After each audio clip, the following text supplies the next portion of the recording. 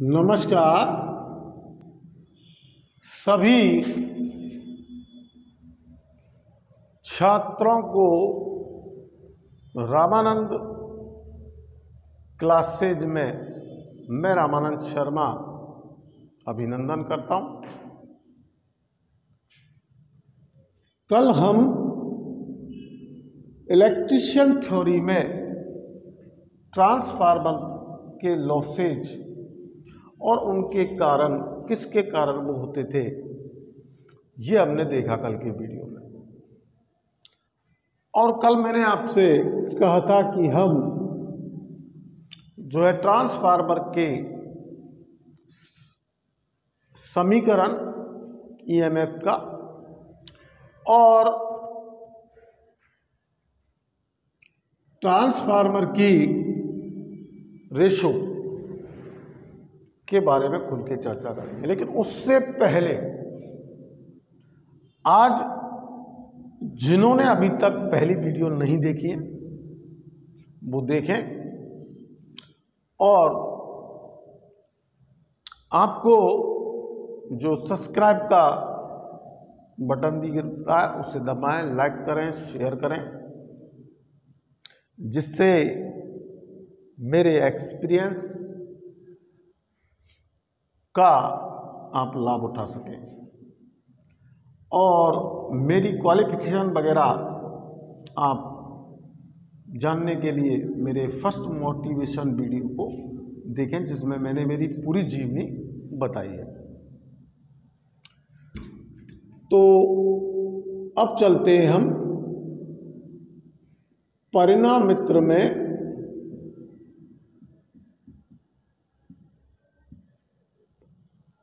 Transformer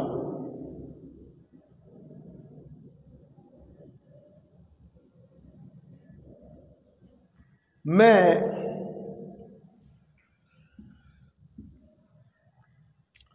दक्षता की बात करते हैं।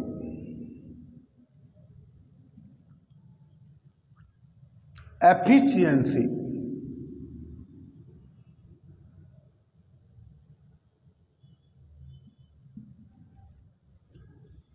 तो पहली वीडियो में मैंने बताया था कि ट्रांसफार्मर एक स्टैटिकली डिवाइस है, यानी कि स्टैटिक युक्ति है, और इसमें स्टैटिकली युक्ति होने के बाद भी लॉसेज होते हैं, हानियां होती हैं। और हमने आदर्श ट्रांसफार्मर की यानी आइसोलेशन ट्रांसफार्मर की जो है कल्पना की। इस इक्वेशन में भी हम यही कल्पना करके देखेंगे। तो पहले एफिशिएंसी ट्रांसफार्मर की कितनी होती है देखिए। इससे पहले आपको ये चर्चा करनी है कि जो 3 फेज अल्टरनेटर है, यानी कि 3 कला तुल्यकालिक जनित्र जिन्हें कहते हैं, वहां पर जो शक्ति है प्राप्त वो 13.4 केबी से 400 केबी तक,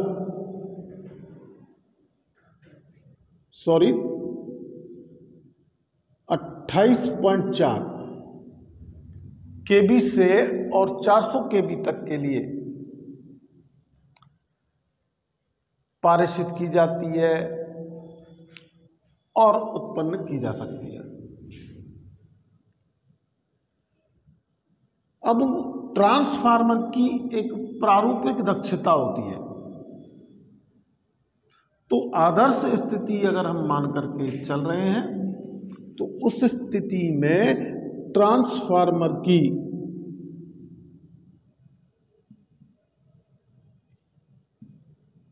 दक्षता एफिशिएंसी 100% होनी चाहिए। लेकिन आपने देखा कि ट्रांसफार्मर में शून्य भार पर जब कोई लोड से नहीं जुड़ा है तो क्षतियां होती हैं, लॉसेज होते हैं। हमारे ट्रांसफार्मर की दक्षता 92% से 99% तक होती है और इस दक्षता को प्रारूपिक दक्षता कहा जाता है। जबकि आप देखते हैं कि हम सिलिकॉन स्टील का प्रयोग करते हैं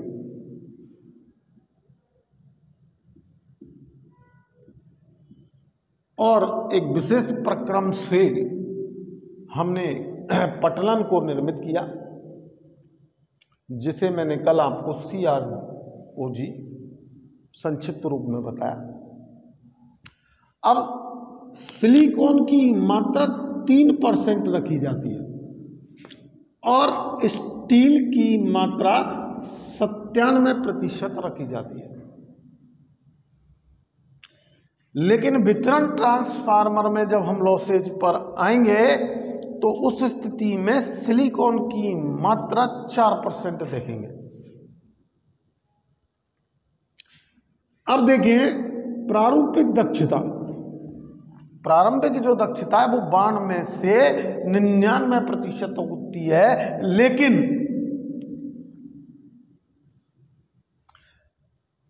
हम चुंबकन धारा के कारण 2 से और 5% तक लोह क्षति देखते हैं, आयरन लॉस देखते हैं, शून्य भार क्षति देखते हैं। तो इस हिसाब से आपकी दक्षता जो है ट्रांसफार्मर की, अगर ये लॉसेज होंगे तो हमारी फिर हम कैसे कहेंगे कि 95 से 99%। तो एक बात का विशेष ध्यान रखें एग्जाम में, अगर प्रारूपिक दक्षता कही गई है तो आपको बिन में से 99% ऑप्शन चुनना है। लेकिन अगर सिंपली वे में आपसे एक आ गया ट्रांसफार्मर की दक्षता होती है, तो फिर आपको ये नहीं भूलना है कि आयरन लॉसेज के कारण वो जो जिनकी मात्रा कितनी है 2 से 5%, उस आधार पर दक्षता आपकी 95 से 98% होती है।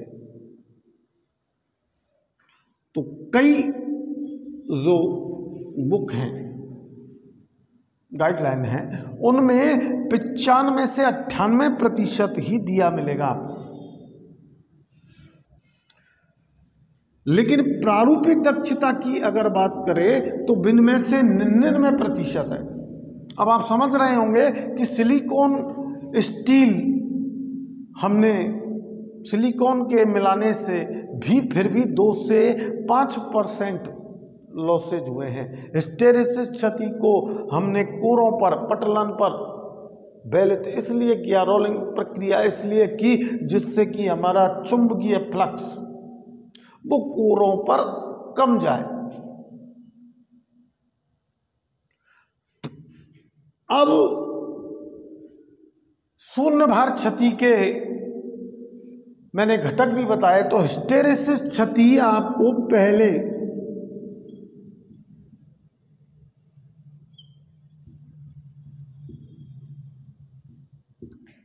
मैं पिछले वीडियो में बता चुका हूं और भंवर धारा क्षति, एडी करंट क्षति के बारे में भी मैं बता चुका हूं कि हिस्टेरेसिस क्षति किसे कहते हैं और भंवर धारा क्षति किसे कहते हैं। फिर भी हम एक रिकैप कर रहे हैं, रिवाइज कर रहे हैं कि हिस्टेरेसिस क्षति आयतन पर होती है,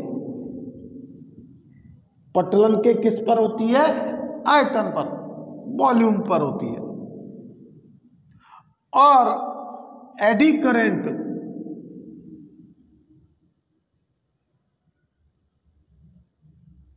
वो आपके कोर में होती है। तो चक्रीय कंपन करता हुआ फ्लक्स जब आयतन में प्रविष्ट करेगा तो उसके कारण जो क्षति होगी वो हिस्टेरेसिस होगी, जिसे दूर करने के लिए हम सिलिकॉन स्टील का प्रयोग कर रहे हैं और ये निम्न आवृत्ति वालों में ही ट्रांसफार्मरों में करेंगे, जबकि उच्च आवृत्ति वालों में मैंने कल आपको फेरेट या फेराइट बताया था।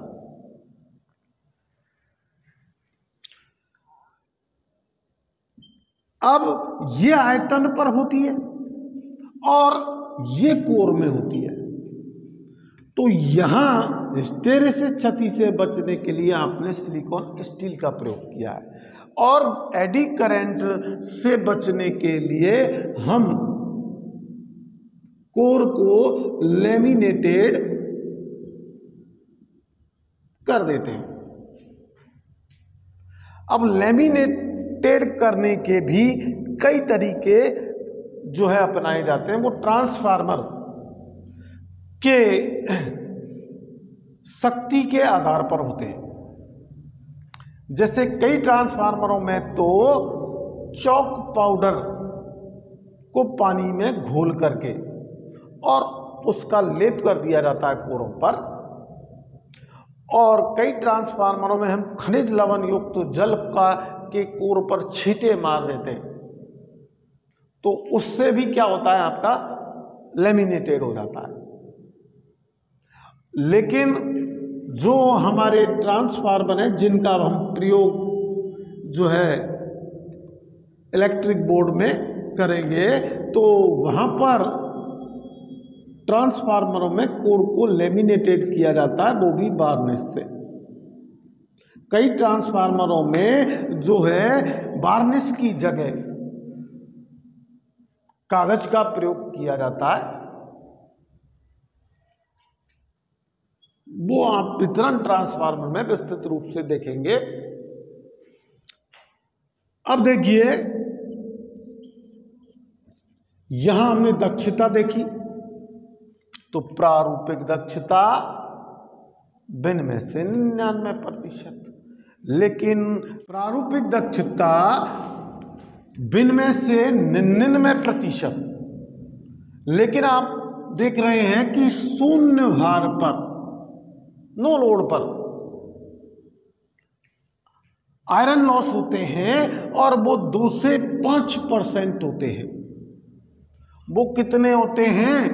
2 से 5%। इसलिए एक्चुअली हम देखें तो दक्षता अगर है तो 95 से 99% होती है। अब मैं पहले आपको बता चुका हूं कि कैसे वो आपसे प्रश्न करेगा और आपको कैसे इनके ऑप्शन चुनने हैं। अब बात करते हैं हम ट्रांसफार्मर के समीकरण की।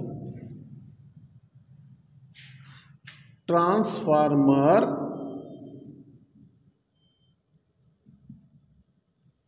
के ईएमएफ के समीकरण की। तो यहां हम जो मानेंगे स्थिति, वो आदर्श स्थिति मानेंगे कि ट्रांसफार्मर जो है वो आइसोलेशन ट्रांसफार्मर है। वियोजन जिसे मैंने नाम ट्रांसफार्मर दिया था, जो निम्मी में इसको आदर्श को कहा जाता है। तो प्राथमिक कुंडली में भी ईएमएफ उत्पन्न होता है, ये पहली वीडियो में मैंने आपको बताया, और बताया कि वो किसके कारण हुआ? स्वप्रेरण के कारण हुआ। और द्वितीयक कुंडली में भी एक ईएमएफ उत्पन्न होता है। तो अपन ये मान लें कि प्राथमिक कुंडली में विद्युत वाहक बल E1 है, या कई अपन ऐसा भी कर सकते हैं कि प्राइमरी यानी EP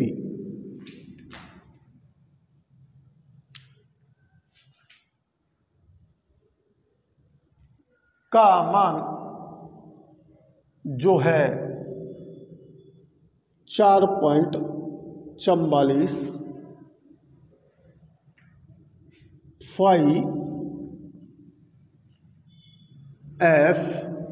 FN।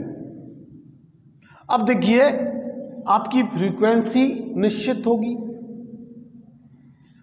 फ्लक्स निश्चित होगा क्योंकि स्टैटिक युक्ति है, लेकिन आपके टर्नों की संख्या बदलेगी। तो हमने ये मान लेते हैं कि प्राइमरी में टर्नों की संख्या N1 है या NP है। अब जो भी आप देखें उसी हिसाब से देख लें, और मैं ये समीकरण 1 डाल करके लिख रहा हूं। तो अगर आपसे कोई सीधा केवल EMF का समीकरण पूछे तो आपको EMF का समीकरण 4.44 FN वोल्ट देखना है। और जो स्टूडेंट इस बात के लिए जिज्ञासु हैं कि आया कैसे, वो कमेंट्स करेंगे तो मैं ये बिल्कुल प्रूव करके बता दूंगा आपको। लेकिन आपको पहले ऐसी थ्योरी में फॉर्म फैक्टर देखना पड़ेगा कि वहां मैंने आपसे फॉर्म फैक्टर में कहा था कि ये ट्रांसफार्मर में 1.11 जिसकी वैल्यू है वो इक्वेशन की गणना करते समय काम आएगा। तो जिन लड़कों ने यानी हमारे चैनल से नए जुड़े हुए हैं वो पहले एसी थ्योरी के समस्त पार्टों को देखें, अगर वो उनकी जिज्ञासा ये है कि कहां से आया तो मैं प्रूफ करके बताऊंगा। अब देखिए ये तो प्राथमिक कुंडली में EMF है E1 और द्वितीयक में हम मान लेते हैं E2 सेकेंडरी बाइंडिंग में, तो ES भी लिख सकते हैं उसको। अब यहां ना तो आपका ये निश्चित नियतांक कांस्टेंट बदलाएगा, ना फ्लक्स बदला है और ना फ्रीक्वेंसी बदली है। बदला है तो आपके टर्नों की संख्या। तो 5FN2 ये समीकरण 2 लिख रहा हूं मैं। अब जैसे भी लड़के इसको याद करते हैं उस हिसाब से या तो आप समीकरण 1 में 2 का भाग देके देख लेंगे, लेकिन मैं समीकरण 2 में 1 का भाग दे रहा हूं, जिससे मैं कह रहा था कि ट्रांसफार्मर रेशो अनुपात ज्ञात होगा। तो यहां इस ट्रांसफार्मर रेशो को जो मैं सूत्र को प्रतिपादन करने जा रहा हूं, ये विशेष करके पूरा लगातार वीडियो देखना है आपको, क्योंकि यहां पर मैं बहुत सारी चीजें आपको खोलूंगा। तो मैंने क्या किया, समीकरण 2 में 1 का भाग देने पर, तो जल्दी से नोटबुक निकालें और भाग दें कि E2 बटे E1, या मैं इसको भी लिख रहा हूं, देखिए ES बटे EP। तो यहां 4.44 5F फिक्स है N2,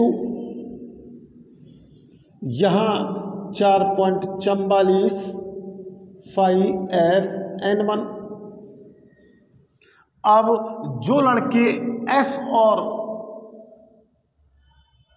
P मान करके चल रहे हैं, यानी कि सेकेंडरी बाइंडिंग S से आप कर रहे हैं EMF को और प्राइमरी, तो उसी हिसाब से यहां पर फिर वो यहां NS और यहां NP लिख लेंगे।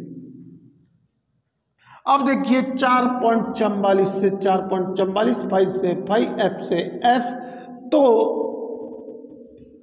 E2 बटे E1 बराबर N2 बटे N1। और ये यानी कि E1 और E2 और E1 का अनुपात और N2 और N1 का अनुपात सदैव निश्चित आएगा, ये मान लेता हूं मैं कि K है। तो अब यहां विद्युत वाहक बल का संबंध टर्नों की संख्या के आधार पर आ गया।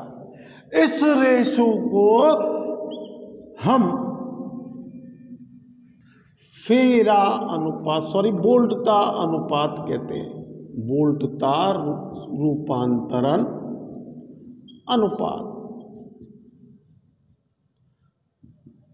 देखिए कंपटीशन में पूछा जा चुका है कि B2 बटे B1 बराबर N2 बटे N1 बराबर K को आप किस अनुपात के नाम से पुकारेंगे। और लड़का जो है यानी कि आप जो है स्टूडेंट, उसको ट्रांसफार्मर रेशो, जबकि उसमें ऑप्शन थे कि वोल्टता रूपांतरण अनुपात, फेरा अनुपात, प्रतिबाधा अनुपात और आपका,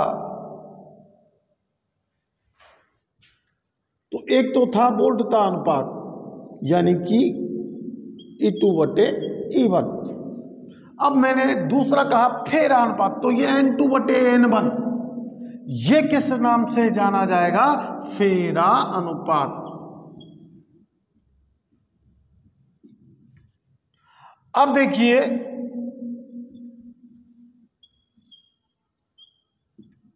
इसे मैं समीकरण 3 डाल रहा हूं। अब आप जानते हैं कि B बराबर AC परपथ में वोल्टेज अगर है तो B बराबर IZ होगा, इंपीडेंस होगी उसमें। अब यहां पर मैं B1 मान लेता हूं और ये I1 मान लेता हूं और ये मैं Z1 मान लेता हूं। दूसरा B2 बराबर हो गया हमारा I2 Z2 बटे Z1।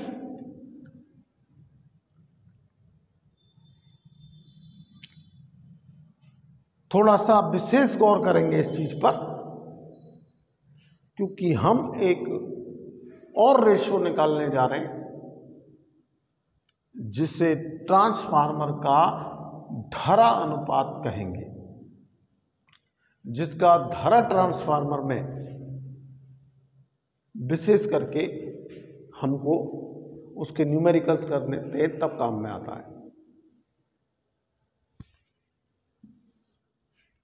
अभी मैंने क्या बताया, B बराबर I1 बटे Z1 और B2 बराबर I2 बटे I2 Z2।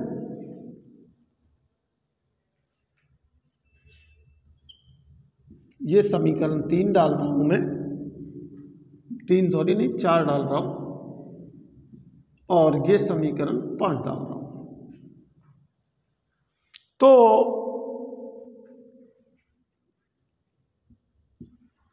अगर आप B2 में B1 का भाग दोगे,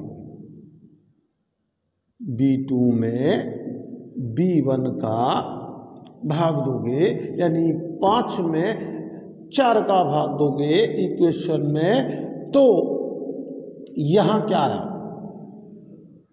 देखिए क्या आता है कि I1 I2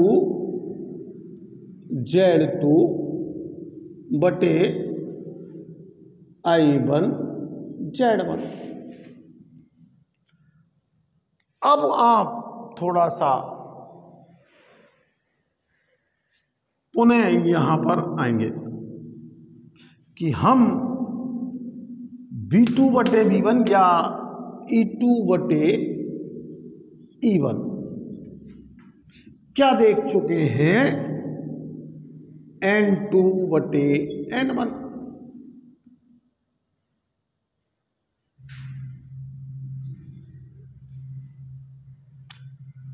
अब मैं थोड़ा अरेंज कर रहा हूं और ऊपर लिख रहा हूं उसे, जिससे आपका फोकस इस पर हो जाए। और आप ये देखें कि आपने एक तो वोल्टता अनुपात देख लिया, रूपांतरण अनुपात, और एक फेरा अनुपात देख लिया। अब हम अगला कौन सा अनुपात रेशो निकालने जा रहे हैं और कौन सा निकल करके आएगा। तो E2 बराबर हम क्या लिख सकते हैं? N2/N1 लिख सकते हैं कि नहीं भाई? तो N2/N1, और यहां हम लेकर के क्या आए हैं? I2/I1, और इधर गुणज में आपके क्या आया है? Z2/Z1।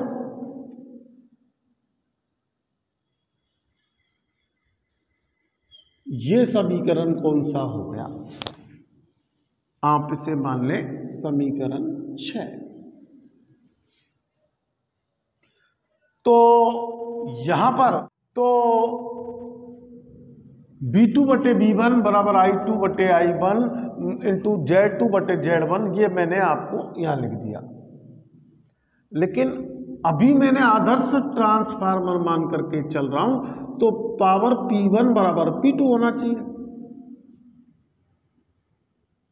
यानी जितने पावर प्राइमरी में है उतनी ही पावर सेकेंडरी में होनी चाहिए। और P1 बराबर हम लिख सकते हैं V1/I1। तो मैं यहां लिख रहा हूं V1/I1 बराबर, इसकी जगह लिख सकता हूं मैं P2 बराबर V2/I2, तो V2/I2।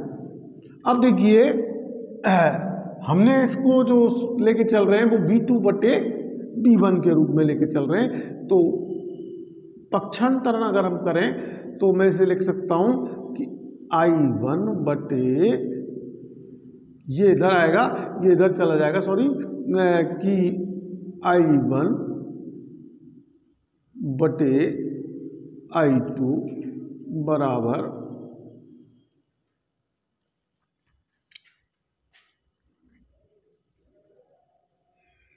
I1 एक तरफ लिया है हमने, I1/I2 इधर ले लिया, ये आ गया V2/V1। अब यहां वोल्टता रूपांतरण अनुपात से धारा का अनुपात निकला।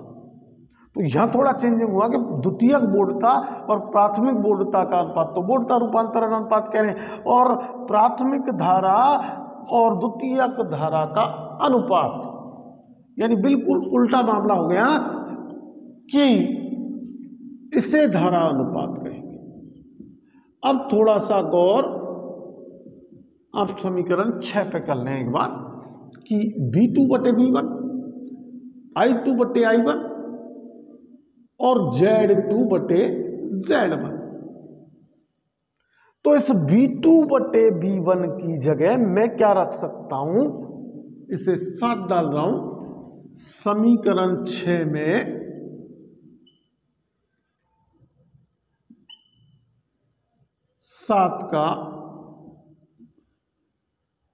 समीकरण 6 में V2/V1 का मान रखने पर, तो थोड़ा सा गौर करेंगे कि ये जब यहां आया है तो ये आ गया I1/I2, और इधर है आपका I2/I1 इंटू है Z2/Z1।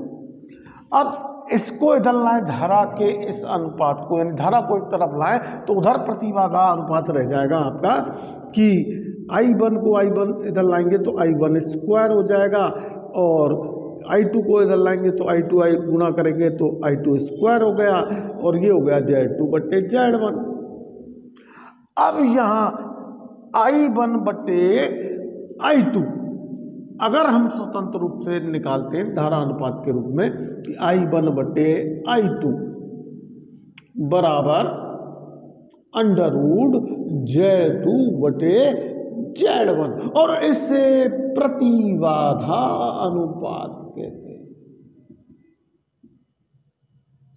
तो हम चले थे बोल्डता अनुपात से, फिर फेरा अनुपात आए, फिर जो है धारा अनुपात पर आए, और फिर आए हम प्रतिबाधा अनुपात पर। और इन सब का मान क्या चल रहा है, एक नियतांक, और इनको कंबाइंड में अगर लिखा जाएगा तो वो बन जाएगा ट्रांसफार्मर अनुपात यानी रेशो। तो अब हम कह सकते हैं, देखिए B2 बटे B1 बराबर I1 बटे I2 बराबर आपके Z2 बटे Z1 √ बराबर N2 बटे N1 बराबर K। और यही ट्रांसफर रेशो का आपको शुरू से समीकरण पढ़ाया जाता है, संबंध बताया जाता है। तो ट्रांसफार्मर रेशो के न्यूमेरिकलों के लिए मैंने आपसे कहा था, और समीकरण की।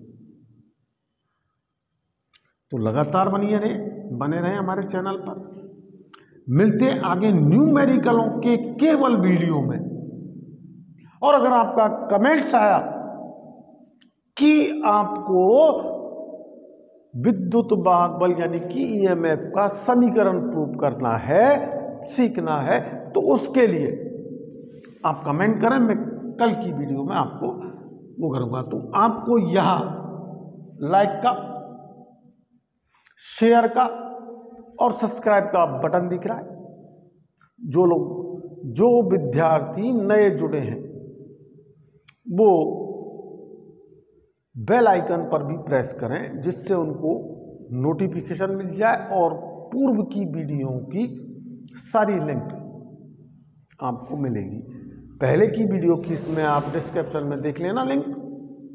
कोई भी क्वेश्चन हो, आप सभी स्टूडेंटों का वेलकम है। धन्यवाद।